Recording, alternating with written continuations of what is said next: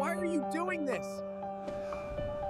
Stop ignoring us! There is a physical, measurable difference in the brain of someone who actively chooses to be alone. Society has spent decades labeling so-called loners as antisocial, depressed, or just plain weird.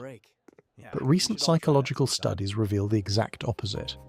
If you are someone who thrives in absolute silence, who occasionally cancels plans just to sit by yourself in an empty room, your brain isn't broken.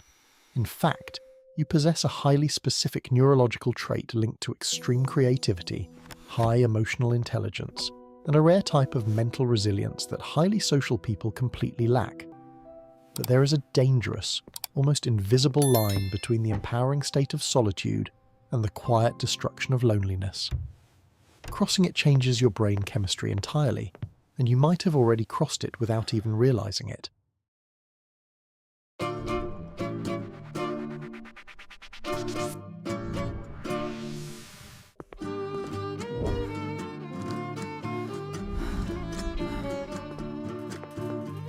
So are you doing anything fun this weekend? I think we might finally go hiking. Congrats again, seriously. Thanks everyone, this means a lot. We are so happy. Think about the last time you declined an invitation just to stay home. Did you feel a sudden pang of guilt? Did you have to invent a fake excuse because "I just want to sit in my living room in absolute silence" isn't considered a socially acceptable reason?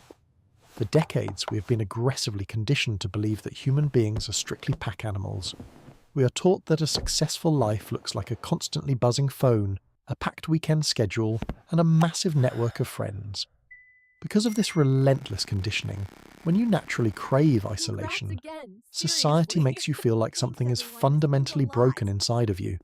You get We are labelled so aloof, happy for you. guarded, or worse, a So loner. are you doing anything fun But this modern weekend? neuroscience tells a I think completely we different might finally story. go hiking if the weather To holds understand up. why you desperately need this quiet time, we have to look at how your brain processes dopamine. For highly extroverted people, crowded rooms and constant chatter trigger a massive euphoric release of dopamine, acting like a neurochemical reward. But if you are someone who naturally thrives in solitude, your Wait, brain's what? reward center operates differently. This music is You're amazing, actually isn't it? hypersensitive to dopamine. Too much social stimulation doesn't energize you. It completely overloads your central nervous system. Your social battery doesn't just politely run low. Your brain physically triggers a stress response, aggressively demanding that you retreat to quietness just to regulate your body.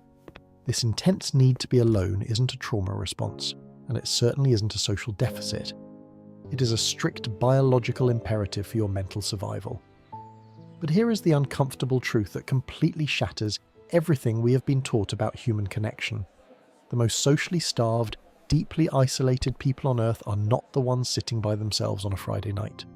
They are the ones standing right in the middle of a crowded room, utterly terrified of being left alone with their own thoughts. When the music stops and the crowd clears, your brain enters a highly specific neurological state. It fires up something called the default mode network. For the average highly socialized person, this network is an absolute torture chamber. Without a screen to scroll or a voice to listen to, their brain aggressively scans for internal threats.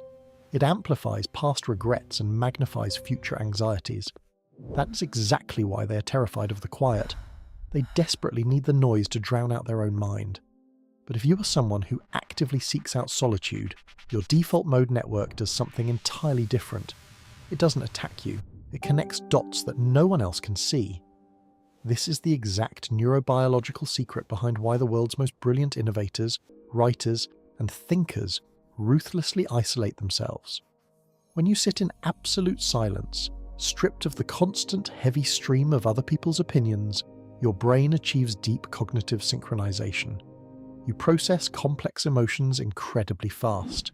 You untangle problems effortlessly. You build a staggering level of self-awareness that functions like emotional body armor. Because you are deeply comfortable with your own flaws, you become virtually immune to external manipulation. But this near superhuman psychological resilience comes with a very dangerous catch. There is a massive biological difference between choosing to be alone and feeling fundamentally disconnected. I appreciate your concern. Solitude but is I'm a choice, comfortable with my decision. loneliness is a cage, and your brain absolutely knows the difference. When you isolate yourself out of a need for peace, your brain bathes in calming, restorative neurochemicals, but the very second you isolate yourself out of avoidance, bitterness, or a fear of rejection, the entire chemical reaction violently flips. You cross that invisible line, and the physical damage it does to your body is genuinely terrifying. Chronic loneliness doesn't just make you feel sad, it triggers a literal systemic inflammatory response. Neuroscience reveals that your brain registers forced isolation using the exact same neural pathways it uses to process extreme physical pain. Your cortisol levels skyrocket. Your immune system actively suppresses itself. You might think you're just being fiercely independent, sitting alone in your room, but your brain might actually be locked in a silent, exhausting survival mode. So, how can you tell the difference? How do you know, for an absolute fact, if your time alone is healing you or secretly destroying you? There is one specific, deeply uncomfortable question you have to ask yourself. Here is the question you must ask yourself the next time you close the door to the outside world. Are you retreating to recharge, or are you retreating to hide? If you're cancelling plans and isolating yourself because you are afraid of judgment, terrified of rejection, or deeply exhausted by the anxiety of not measuring up, your solitude is functioning as a shield. And if you hold that shield up long enough, it inevitably becomes a cage. In that state, you're not genuinely enjoying your own company. You're simply avoiding the potential pain of other people. Your nervous system intuitively recognizes this as social defeat, keeping you locked in that slow-drip, biologically destructive state of chronic loneliness. But if you are retreating because your mind feels rich and full, because you have complex thoughts to untangle, passions to deeply explore, or simply because you want to experience the profound, uninterrupted peace of your own existence, that is intentional solitude. You're not running away from the world. You're finally returning to yourself. When you learn to recognize and protect this boundary, your natural desire to be alone ceases to be a weird quirk or a societal flaw. It becomes your ultimate psychological superpower. You strip away the desperate, exhausting need for external validation that keeps so many people trapped in toxic relationships and superficial social obligations. While the rest of the world is frantically chasing the crowd, utterly terrified of what happens when the noise stops, you are sitting in the silence, building an unshakable foundation of self-worth. You finally realize that your quietness was never a defect. It is a rare, beautifully cultivated form of absolute freedom. You're capable of standing completely alone in an endlessly chaotic world, not because you are broken, but because you are undeniably whole.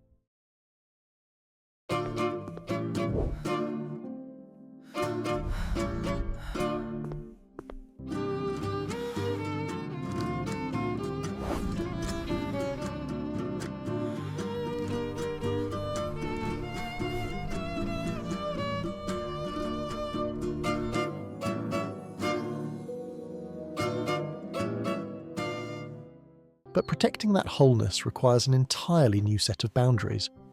When you finally step out of your intentional solitude and back into the chaotic world, it is dangerously easy to let other people's emotional noise drain the profound peace you just built. If you want to know exactly how to walk into any room and remain completely unaffected by the judgment, demands, or anxiety of others, the video on your screen right now breaks down the exact framework for unbreakable emotional detachment. Click it to learn how to permanently protect your energy. And if you are deeply committed to mastering your own mind and building this unshakable self-worth, hit subscribe. We decode the quiet power of human psychology here every single week. Why are you doing this? Stop ignoring us!